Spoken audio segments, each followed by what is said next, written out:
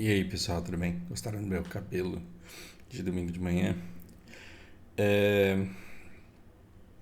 Tava com saudade. A gente. Bom, eu tenho tanta coisa pra falar que eu não sei por onde começo, mas vamos começar de algum ponto qualquer. E aí vamos falar do Anéis de Poder e eu quero tecer uma relação aqui com as nossas eleições. Vocês podem dizer que não tem nada a ver, eu acho que tem, então se vocês quiserem, fiquem aqui e vejam sustentando meu argumento. É, eu não vou comentar a série, porque, de novo, eu continuo achando que essa série é para ser apreciada, não para ser discutida. Principalmente depois que eu comecei a refletir um pouco sobre cultura de massa, sobre uh, o quanto a Amazon aqui ela explora diferentes grupos de diferentes formas e colocando elementos para serem utilizados e abordados de maneira diferente. Eu acho que quanto menos a gente discute isso daqui, melhor. Mentira, né? Que quanto menos a gente discute, melhor. É, É porque toda a discussão em torno dessa série ela tem causado muito ruído e é um ruído muito burro. Então, se você está frustrado com a série, ao invés de ficar discutindo e brigando em fóruns, o negócio é voltar para os livros lá e buscar a essência de Tolkien, porque talvez ela não seja a masculinidade e talvez ela não seja o maniqueísmo. É, eu quero compartilhar aqui com vocês, porque assim, eu cheguei no final da série e falei, legal, tem umas surpresinhas. Surpresinhas a respeito da identidade dos personagens. Isso daqui é importante, é legal, mas não é importante porque se a série for se tornar um clássico como ela se propõe, depois de muito tempo a gente vai assistir, reassistir, e a surpresa ela não vai ter efeito, vai ter efeito a essência de Tolkien, se ela existe ou não, vai estar nos diálogos, vai estar nas mensagens que traz, e isso é muito maior do que simplesmente a surpresinha de quem que era o cara no final, porque isso vai se perder. Essa surpresa, ela se perde, o que fica é aquilo que você pode aproveitar. Então, decepções à parte, vamos trabalhar com o conteúdo que a gente tem. E aí eu falei, bom, se a gente está falando de um clássico, alguma coisa que se propõe a um clássico, eu tenho que descobrir algumas coisas que eu não prestei atenção na primeira leitura ou na primeira assistida. Então eu quero recuperar algumas conversas e estudar esses indícios. E aí a gente chega no episódio 4 em que ele tá na cadeia e ela tá lá putaça, e aí eles têm uma conversa muito interessante, porque a Galadriel tá irritada nesse processo de construção dela, e aí ele diz para ela assim, você faria muito bem em descobrir qual é o maior medo deles. E aí ela olha para ele e fala assim, to exploit it, para explorar esse medo que eles têm. E ele fala, não, não. Ele fala, você deve descobrir qual que é o maior medo deles to help them master it. E o que é para ajudá-los a masterizar? É para upar o medo? Não, é para controlar, porque o master, quando você masteriza uma skill, é porque você consegue pleno domínio dela. Então, dê a eles uma forma de dominarem o seu medo, porque aí você os domina. Olha que interessante. Agora vamos olhar para a nossa sociedade e vamos ver para essa polarização. Essa polarização é resultado de um projeto. Então, se você está polarizado e se você está com raiva de alguém que vota em alguém, é porque você está sendo um resultado bem sucedido desse projeto. Né? Faz parte do resultado do sucesso desse projeto. Mas como é que você foi transformado num orc? Como é que te transformaram ao ponto de você desejar o extermínio das pessoas que votam numa pessoa que você não gosta? Talvez você não esteja num nível tão alto, mas tem muita gente que está. Então, você simplesmente olha para as classes sociais mais relevantes do país e descobre qual que é o maior medo delas. E é interessante quando você tem a primeira camada da base da pirâmide de Maslow ali, você tem as pessoas com medo do quê? Com medo da fome, com medo da miséria extrema, com medo da falta de coisas básicas para o dia a dia delas. Então, qual que é o objetivo das pessoas? O objetivo das pessoas é não passar fome. E quando você olha para a segunda camada da pirâmide de Maslow, porque na primeira você está pensando em comer, você está lutando, batalhando para a comida do dia. Na segunda você conseguiu a comida do dia, da semana, do mês. Mas aí você começa a ter outro problema na segunda camada da pirâmide de Maslow, que é a segurança. Agora que você tem comida para 100 dias, agora que você tem recursos para 6 meses, como que você faz para você não perder isso? Como que você faz para não tirarem isso de você? Aí a sua preocupação é segurança. E essa camada, ela tem medo do empobrecimento. Ela tem medo do empobrecimento. E se eu perder meu emprego? E se as coisas chegarem a um ponto em que tudo que a gente construiu seja destruído? E se tomarem de mim aquilo que eu tenho? Tem um vídeo do José Cobori recente em que ele fala por que é que o Brasil não vai virar Argentina. Um vídeo espetacular. Simples e espetacular. Depois talvez a gente fale sobre ele aqui também. Mas aí o que acontece? Ao invés de você tentar ganhar pela razão, do tipo, meu nome é Fausto, eu sou um candidato e eu tô aqui para dizer para vocês que o ano que vem o Brasil não vai virar Argentina, e que a gente já passou da pior fase do enfrentamento da pandemia e das consequências imediatas do começo de uma guerra. A tendência é que as coisas se estabilizem e que a gente comece lentamente a se recuperar com muito trabalho, com muito esforço. E aí a gente vai transformar o Brasil num país que não dependa simplesmente de commodity. Para isso todo mundo vai ter que estudar de forma muito técnica, pragmática, para a gente começar a desenvolver esse país. Consigo fazer isso? Não. Primeiro, porque eu não tenho apoio. Segundo, porque eu não tenho apoio. E terceiro, porque tem gente lutando contra isso. Você tem uma elite que não quer que o Brasil se desenvolva tecnologicamente e que não quer que o Brasil deixe de ser o exportador de commodity que é, porque tá bom assim. É melhor eu ficar pagando horrores de imposto e migalhas desse imposto manterem a população olhando para as minhas terras e falando essa terra é desses bandidos aí mesmo, eu não tenho que mexer nelas, e eu não devo ter participação nisso, e eu não devo. E aí, essas horas, você já deve estar falando assim: pô, o Fausto é comunista, ele está achando que tem que tirar a terra dos caras. Nada disso. Existe uma força muito grande para que as coisas continuem exatamente como estão. E existem dois grupos que estão interessados em ocupar os cargos públicos. Por quê? Porque aí eles decidem para onde vai o orçamento e que grupo eles beneficiam. Esses grupos, às vezes, eles são, sim, antagônicos. Às vezes o cara que se beneficia do repasse da verba é um, e às vezes é outro. E às vezes eles vão brigar. E às vezes eles vão brigar e eles têm muito interesse que o lado deles ganhe para que eles tenham o fluxo de recursos desse orçamento. Pois bem, como que você é eleito, então? Quais são as técnicas de Steve Bannon para eleição? Você tem que polarizar, você tem que causar medo. Você tem que causar medo. Steve Bannon reinventou isso daqui que o Howard fala. E como que você causa medo? Você causa medo demonizando o outro. Mas aí como que você encontra elementos que você possa usar para demonizar o outro? Você pega as barbaridades que ele disse, mas ele não fala barbaridades. Claro que fala, porque ele está com medo também. Ele está com medo também. Então o cara que está passando fome, você o engana. O cara que tem medo de passar fome, você o engana. Você diz que está lutando por ele. Help them master it. Ajude-o a masterizar esse medo. Então chegou um cara pro cara que tem medo de passar fome e falou assim: eu vou te salvar disso. Eu vou acabar com os marajá.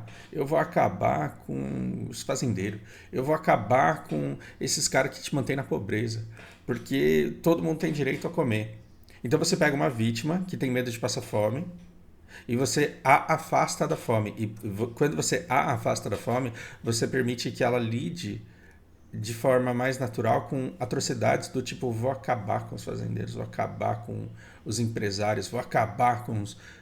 Porque a pessoa ela tá com o medo dela ali. E aí acabar com os empresários, que é um conceito abstrato para ela, acabar com os fazendeiros, que é um conceito abstrato para ela, torna-se plausível perante a desgraça que é imaginar a família dela passando fome e a filha dela tendo que se prostituir porque a família não tem recursos para se sustentar.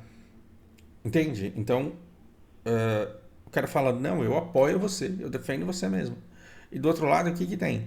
Tem um cara dizendo assim, eu sei que você tem medo de empobrecer, mas comigo isso nunca vai acontecer. A gente nunca vai virar Venezuela. Por quê? Porque eu vou acabar com esses caras aí que querem invadir a sua terra. Eu vou acabar com esses caras aí que estão querendo destruir a família. E aí os medos, eles vão se ramificando e você vai instigando medos secundários na vida da pessoa. Medo de destruir os valores da família, medo de você ser assassinado e continuar sendo assassinado porque você é LGBT. Então,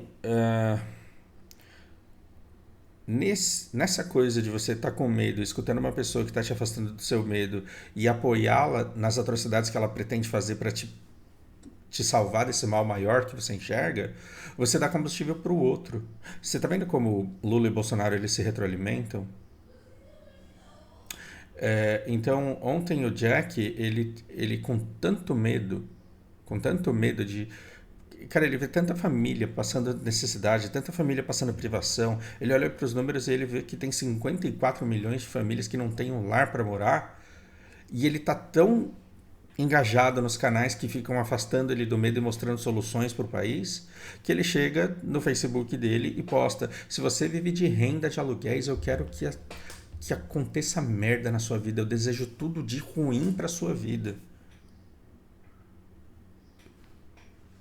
Eu falei, Jack, vamos conversar, cara. Peraí. Mas adianta eu falar assim, eu quero tudo isso em dobro pra você? Não, eu tô alimentando o ciclo de ódio. Então o que eu falo pra ele? Cara, peraí. Então tá bom, então eu aceito tudo isso que você deseja, por quê? Porque eu acho que eu sou imune a isso. É só que tomara que um dia você entenda que você está exagerando, que para você construir riqueza, você não precisa destruir riqueza. Para construir riqueza, você não precisa se apropriar. E esse discurso é muito bonitinho, muito capitalista, pretensiosamente bom, sim, mas ele também é verdade. Então você deveria se perguntar por que a gente não está conseguindo ganhar o suficiente para construir uma casa? Por que a gente não está ganhando o suficiente para poder comprar um lar? E no caso de escolher alugar, por que a gente está ganhando tão pouco ao ponto de não conseguir pagar o aluguel da casa e comprar comida? São essas perguntas que a gente deveria fazer. Por quê? Porque no Brasil a gente tem rentismo, porque a gente tem muita regulamentação, porque os direitos trabalhistas impedem que você consiga fazer um orçamento criterioso e eficiente, porque o pagamento de impostos custa muito e esse cálculo todo, esse processo todo, faz com que você olhe para uma Selic de 13,75 ao ano e fale, não, eu vou pegar meu dinheiro e vou deixar investido no banco e vou ficar dormindo o dia inteiro, porque aí é melhor do que eu abrir uma empresa.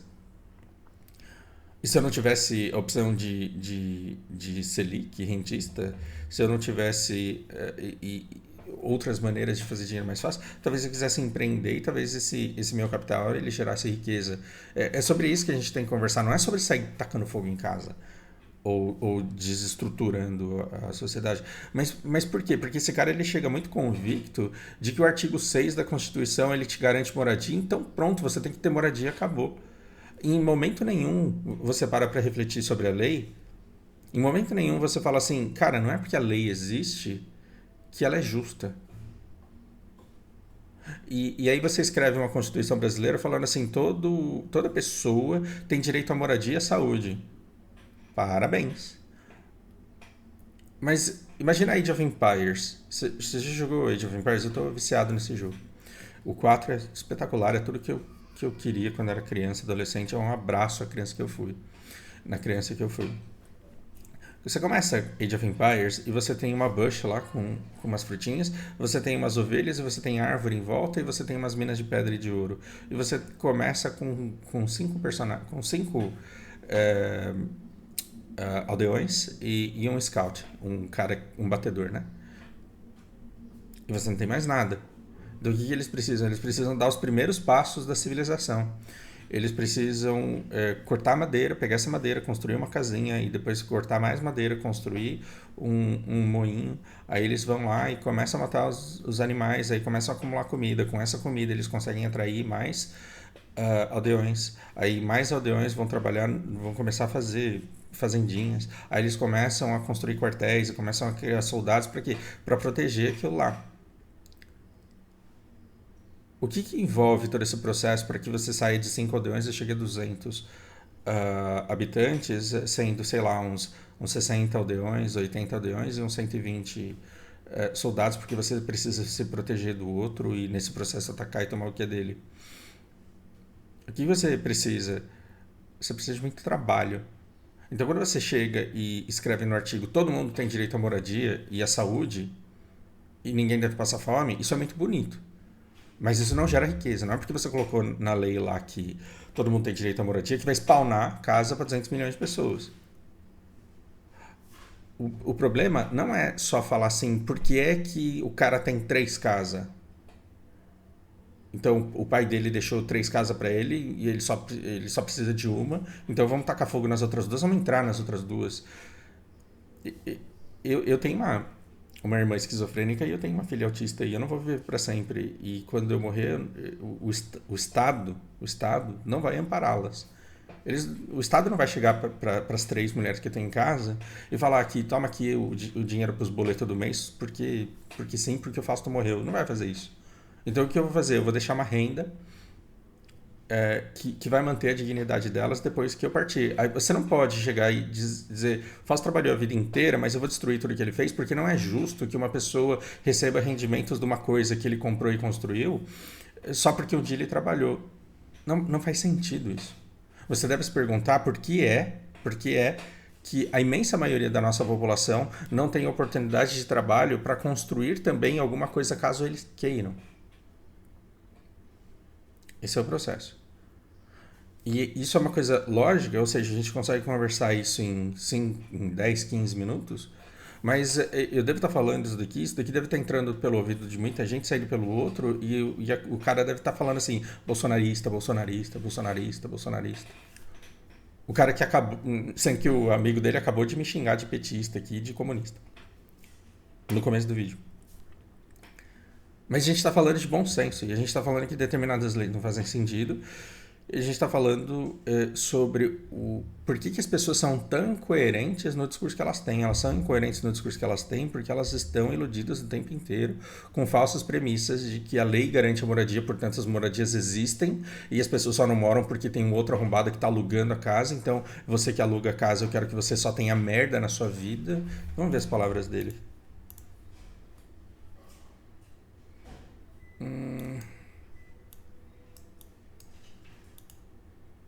Meu Deus, que noob. Eu não tô conseguindo pegar o negócio aqui.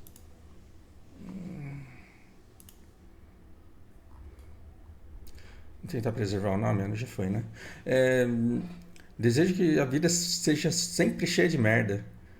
Tá profetizado em nome de qualquer Deus que esteja ouvindo que você. Sempre cheio de merda. Desejo pior na vida de vocês.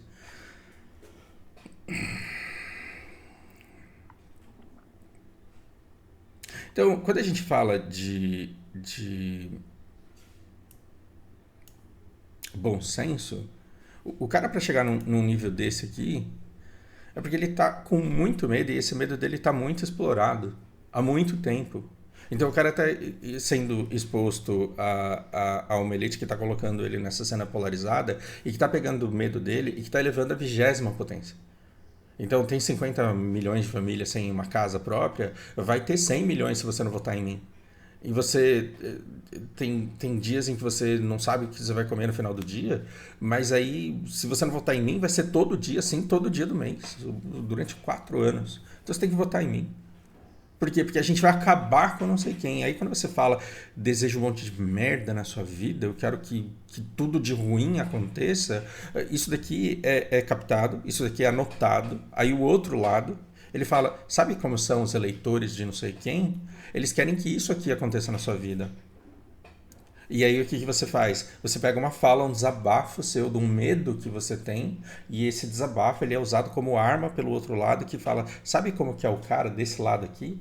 Ele quer isso aqui pra você. Aí o cara que trabalhou a vida inteira e que tá com medo do empobrecimento, não estamos falando de injustiça social, qual que é o lado que sofre mais, a gente não está falando nada disso. Mas quando você pega uma pessoa que trabalhou das 9 às 6 durante 30, 40 anos e ele tá lá com as casinhas dele de aluguel E ele está preocupado porque ele está ficando velho e ele foi mandado embora. E aí o plano de saúde dele está sendo pago com o rendimento dos aluguéis das casas que ele conseguiu juntar ao longo da vida.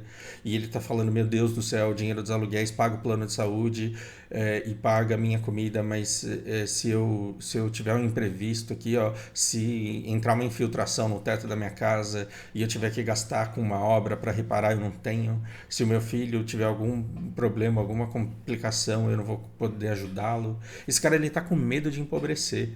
E o que ele faz? Todo dia quando ele vai para a sinagoga dele, sinagoga é o canal que ele segue, porque são as novas igrejas, agora os canais. Tem um cara explorando esse medo dele. Tá falando, a gente vai empobrecer. Se você não votar em mim, a gente vai empobrecer. Se você não votar em mim, todas as casas que você construiu vão ser tomadas pelos comunistas que querem elas. Se você não votar em mim, o Brasil vai virar Argentina e depois vai virar Venezuela. Se você não votar em mim... E aí esse cara que tá aqui, ele tá falando, não quero perder as coisas que eu juntei a vida inteira. Eu não quero perder o fruto do meu trabalho. Eu não quero perder o meu emprego. E aí esse cara tá falando, não, a gente vai exterminar esses caras aqui. Você fala, não, dos males o menor. Porque esses caras aqui são ruins mesmo. O cara quer tacar fogo na minha casa, que tá desejando merda na minha vida, como que eu vou querer o bem para um cidadão desse? Você tá vendo como toda vez que você é um petista, um bolsonarista, desejando mal para a vida do outro, você é uma vítima que tá odiando uma outra vítima, desejando mal para outra vítima? E aí essas atrocidades elas foram ditas e como que você desdiz essas palavras? E como que você tira o medo do outro agora? Então, gente, enquanto a gente não começar a cuidar do medo um do outro, enquanto a gente não começar a conversar, enquanto a gente não começar a ser racional e falar assim, olha, a gente não quer tacar fogo nas casas e invadir, mas vamos descobrir uma maneira de a gente conseguir construir casa para todo mundo? Vamos pensar em como é que a gente fica independente de commodities para não o ano que vem, mas para daqui 30 anos a gente não virar uma Argentina. Gente, tá tranquilo, vocês assistem os podcasts com o Lucas aqui toda semana, quase toda semana. Assistam o vídeo do José Coboro que eu vou deixar linkado aqui embaixo. A gente tem aí um mundo para alimentar durante muito tempo. E se um dia as pessoas não precisarem mais de comida, elas vão precisar de água. A gente sempre vai ter o que exportar e a gente sempre vai ter riqueza para explorar. Só que a gente vai ter que saber se defender. E a única maneira de se defender, não do seu vizinho, não do seu cunhado, não são esses os inimigos. A gente tem que pensar no perigo dos Estados Unidos, da França, da China, da Rússia entrarem aqui e falarem, não, essa água é nossa, porque essa água é do mundo e vocês não sabem proteger a Amazônia, então nós vamos proteger para vocês. É disso que a gente tem que ter medo. Só que para isso a gente precisa se organizar. E para se organizar a gente precisa trabalhar junto. E para trabalhar junto a gente tem que aniquilar esse ódio que está entre nós. Perceba. E aí eu falo, você delega autoridade e apoio para que o seu fantasma seja deixado longe, só que aí você olha para trás e o tempo passa e você vê que tem um rastro de sangue. E você vê que está jogado pelo chão os elos que te conectavam com as pessoas que você amava. Porque agora elas votam no outro candidato que não é o seu. E o pior de tudo isso é que no fim você ainda continua com medo. Só que dessa vez você tá com medo e tá sozinho. Tá sozinho porque se você é bolsonarista, até os outros bolsonaristas, e se você é petista, até os outros petistas, você acha que são radicais demais, porque eles querem a morte dos outros de um jeito que você não quer. Eles querem extermínio dos outros de um jeito que você não quer. E tem hora que você se cansa de odiar o outro. Aí você fala, eu tô cansado de tudo isso. E aí os hobbits estão aqui pra te dizer que com um pouco de hipocrisia, né? Porque sempre tem em qualquer religião, cultura, eles dizem ninguém é deixado para trás, porque a gente vai caminhando sempre junto. Então os hobbits eles estão aqui, e os Harfoots também eles estão aqui para dizer que as coisas elas são mais simples do que parecem. A vida em Animal Farm do George Orwell, ela seria muito mais fácil se as pessoas não quisessem construir aquele moinho. Os animais nem precisavam daquele moinho em primeiro lugar. Então, se as pessoas se contentam com um pouco e com a paz, elas percebem que juntas, trabalhando de forma comunitária, elas jamais empobrecerão, independente do governo, independente do Estado. Se você tivesse um grupo de 150 pessoas em que você confiasse e que fossem leais a você, você não estaria com medo do Brasil virar Argentina, porque você falaria, com 150 aqui, a gente arrenda uma terra, trabalha todo mundo junto, planta, colhe e de fome a gente não morre. Sabe de onde que vem o seu medo? Vem desses grupos aqui que te influenciam, mas também do fato de hoje você se sentir sozinho. E a gente nem sempre foi sozinho, a gente tá sozinho agora, porque essa polarização tá funcionando. O dia que a gente fizer essa polarização acabar, a gente se une e a gente começa a construir. E Jack, se um dia você fizer parte de uma cooperativa para construir casa para você e para seus amigos, me chama, porque nas minhas férias eu vou trabalhar lá de graça. Eu não quero nem uma casa por isso, eu quero te conhecer, eu quero me aproximar de você, eu quero me aproximar dos seus amigos. E eu quero que a gente olhe uns pros outros e fale, cara, a gente é brasileiro, tamo junto. Isso aí.